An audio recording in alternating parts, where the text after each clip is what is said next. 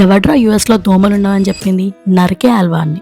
Hi, I'm Alankrita and today I tell you a చిన్న దోమ story. Sunday రోజు పొద్దున్న సైలెంట్ గా పడుకోకుండా I decided to go on a hike. So పొద్దున్నే అందరినీ లేపి we started from Seattle and the hike we're doing is Naches peak. Okay, ఇంకా రీచ్ అవుతున్నాం అనుకున్నప్పుడు I saw this reviews. Literally everyone want us to bring a bug spray.